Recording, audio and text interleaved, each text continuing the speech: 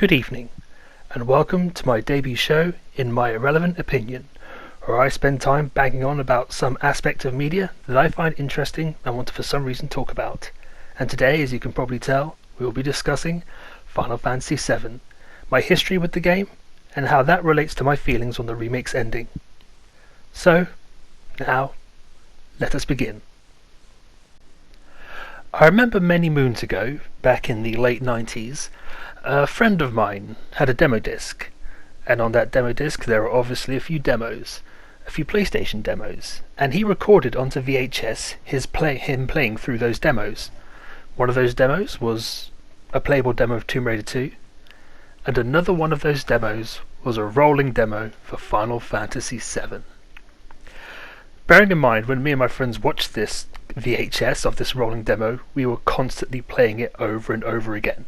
Despite the fact all the footage was from the Japanese version, so all the in-game battle footage that was shown was Japanese, all the cutscenes were jumbled together in a various mash, we didn't know what was going on, what the context for anything was, but it was so enthralling. The first thing we saw at the beginning of the rolling demo was of the rocket in Rocket Town blasting off. And we were hooked. We couldn't believe it. We were like, what is this game? We had heard about Final Fantasy from years previous, but none of the Final Fantasy games came to Europe. And so we were like, what is this game? How does it work? What's the story? What's going on? It looks amazing. And so we just could not wait to get our hands on this game. It just absolutely enthralled us seeing this rolling demo play out. Now there was just one problem. I didn't own a PlayStation at the time. My friends did, but I never did. So all of my interactions with Final Fantasy VII for a few years were vicariously through my friends. I'd go around their house and watch them play through it, but even then I wasn't seeing them play through it constantly or all the time. I saw Aerith's death, and I was surprised that a main character would die, but it didn't hit me emotionally.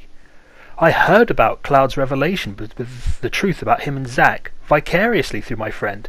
I went up to him and said, "Oh, what happened with Cloud when he fell into that weird dream world?" Oh, and he told me. So I didn't directly experience these moments, and the moments I did, because I wasn't playing the game constantly, I didn't really build any emotional connection to the characters and the situations, which is why I think I wasn't as emotional when the announcement for the remake was made those years ago. It was a long time before I actually managed to finish Final Fantasy VII, and even then I'd restarted it and stopped it so many times that after I did completely finish it, I made a pact with my friend to never ever play it ever again, unless it was re-released or unless I was teaching it to someone else. And so that's why there is this little disconnect between me and Final Fantasy VII. I love the game. It is a fantastic game. It's got great characters, great gameplay, but it's not my favourite Final Fantasy. It's not my favourite JRPG, and I don't know if it would get into the top 5 of my favourite games of all time. There is a strange disconnect between me and Final Fantasy VII, and I think it is because I didn't experience it as I was playing it. I always experienced it via a third party. And so that's why, while other people were getting so emotional and so excited for the Final Fantasy VII remake, I wasn't one of those people. I was one of those, oh, they should remake Final Fantasy VI. I was one of those people. And I think that is because of my experience playing the game a long time after I already knew everything that was going to happen in it. Another thing that made me not as excited about the prospect of a remake of Final Fantasy VII was I was kind of concerned about what modern day Square Enix would do to this much beloved game. I didn't have that much faith in them to do a decent job of the remake, especially after the half job they did on Secret of Mana remake, a discussion for another time. And I was just concerned that they would spend so much time focusing on Cloud and Sephiroth, they would spend so much time worrying about the two handsome men having a sword fight, that they would neglect some of the other themes and ideas explored in the game, and some of the other characters would just be relegated down and not explored enough. And so these were some legit concerns I had when we were leading into the remake and to the time it was going to be released. So leading into the remake, I had this kind of hopeful skepticism, this feeling of, I hope it's going to be good, I hope it's going to be as good as it's kind of looking, but I am also fully aware that they could absolutely botch this and it could be completely rubbish and terrible. So I had this kind of duality within me of expecting the worst but hoping for the best when it came to the remake. And as time went on, more things came out. I was refusing to. I didn't watch any of the trailers, apart from the initial very first trailer that was released. I tried not to look at any of the thumbnails. I didn't play the demo when it came out. And on a side note, I do firmly believe that Square Enix released way too much promotional material for the lead up to Final Fantasy VII Remake. I think they should have held a little bit back, because almost every week I was seeing new stuff being released on the lead up to the release of it. But anyway, back to the point at hand.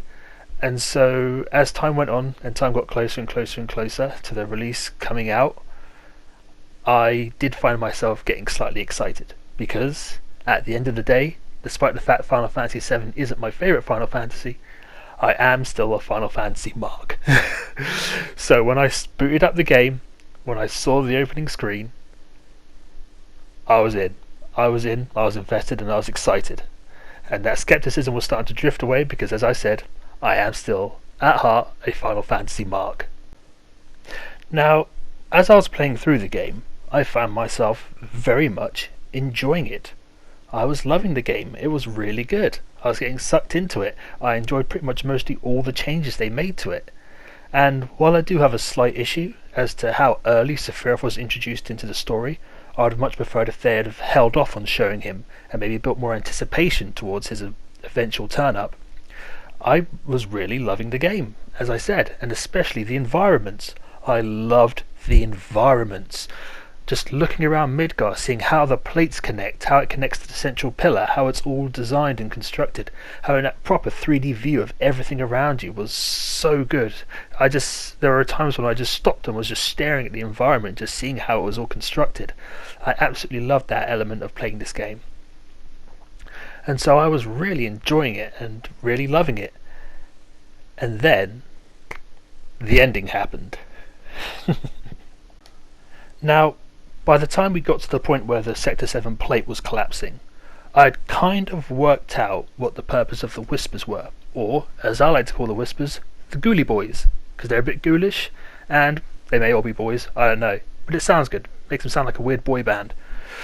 So, I kind of worked out that the Ghoulie Boys must have something to do with keeping fate going, or keeping things in line with fate, aka the original story that we know.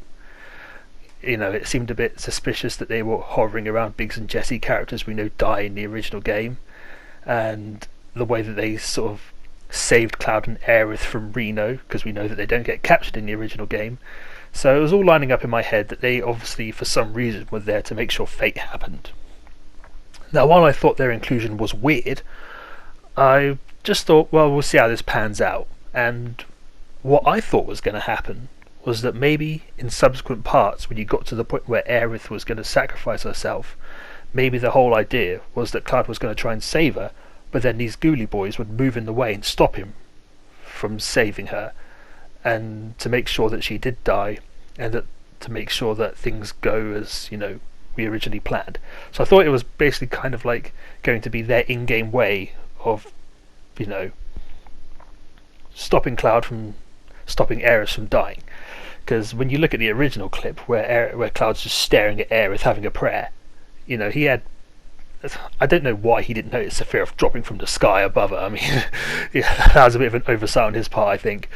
So yeah, that's how I thought it was going to go. That Cloud was going to get stopped from saving Aerith by these Ghoulie Boys. But as we now know, that is highly possibly not the case. So the ending happened. And I've seen a few various takes on YouTube and other places about how people feel about this. And, you know, there are people that are confused, there are people that are upset, there are people that are worried, there are people that are optimistic about this. But my personal viewpoint is I'm just more curious. Despite my initial trepidation leading into the remake, because the game was so good leading up to that ending, I'm now at a point where I'm more just interested in the future. Not necessarily optimistic, definitely not pessimistic, but I'm just... in the way I view it is, if it's good, it'll be great and I'll enjoy it. But if it's bad, weird, convoluted and bizarre and doesn't make sense, then I'll have a good laugh about it. That's my reaction to the new direction that this story may be taking. It's not one that I hate. It's not one that I love. It's one that I'm curious about and interested in seeing what's going to happen. As I said, I'm not optimistic or pessimistic. I'm just watching and thinking to myself, well, let's see how they pull this off. And while I am approaching this more from a point of view of curiosity as to how this will all pan out, there are three things that I do think of positives from this whole new direction that the story is going in. The first point is this doesn't in any way invalidate the original game. There are people out there who didn't want to play the original because they thought, well, the remake's coming out. But now with this new direction of the story, you can still go back and play the original and experience it and see what the original story was all about and how it panned out.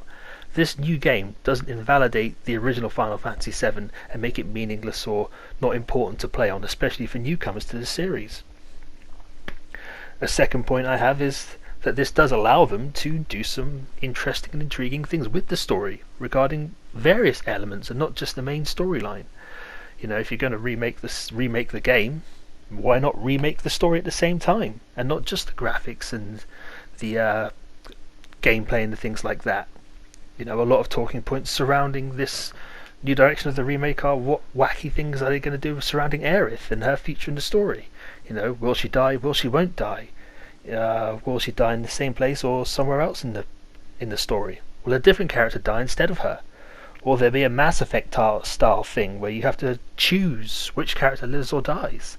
Or maybe this is all just a massive red herring and Aerith will sacrifice herself in the exact same way as before and nothing will have changed. Regardless, my curiosity is piqued as to what interesting things they might add to the story going forward. And the third point I have is, when was the last time there was a game that had this much discussion surrounding it? Now admittedly, I don't play many games these days, and I'm very selective about what games that I do play. But I can't personally remember, and you can correct me if I'm wrong, a game in recent memory that has sparked so much discussion. I've seen on my YouTube recommendations 2-hour-long podcasts discussing the ending and its ramifications.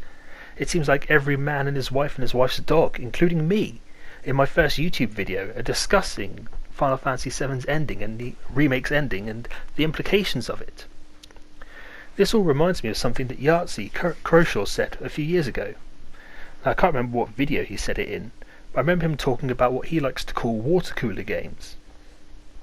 The idea of this is that you might play a game that's so interesting and has such a good or bizarre or intriguing ending that it's the sort of game you would discuss at a water cooler on a break from work with your work colleagues, or maybe in the playground on a break from school with your school friends, and an ending that sparks discussion amongst the community and amongst other people. And I do very much believe that Final Fantasy VII Remake's ending is that kind of an ending that sparked discussion amongst everyone as to whether it's good, whether it's bad, what it means, the complications and the ramifications of it. And I think that's a very good thing, that this game has caused so much debate amongst people. And one of the reasons that I think I feel this way, and I think that I feel that those were valid points to raise, is because of my bizarre connection with the game of Final Fantasy VII. The fact that I do not have such an emotional connection to it, regardless of the fact that I think it's a very good game. Even though I played Final Fantasy VI and Chrono Trigger a long time after I'd played 7, I didn't know anything about those games except for people saying that they were good games, and so I experienced it all firsthand as I was playing them. And so for that reason I have more of an emotional connection with those two games. And if Square Enix were to remake those games and to drastically change elements of the story, I would probably be a lot more upset. But considering as I don't have the same emotional connection with Final Fantasy VII, my viewpoint of them changing these elements of the storyline are more just kind of, oh cool, okay, alright, fair enough, it's your game, you can do what you want with it, let's see how this all pans out. So that's why I'm erring more towards the curiosity side of things rather than the confused annoyed or even optimistic side of things, because I'm like, well, okay, fair enough, you're taking this in an interesting way, so let's see whether this is for good or for bad. Also, we need to remember that this isn't the first time that something like this has been done before in a game in terms of a great subversion. In a recent Jimquisition, Jim Sterling referenced Metal Gear Solid 2, a game famous for the subversion of becoming Raiden not even halfway through the game. And also, remakes in the past have changed elements of the storyline. New and Tasty improved upon Abe's Odyssey greatly, not just graphically, but in some small storyline tweaks.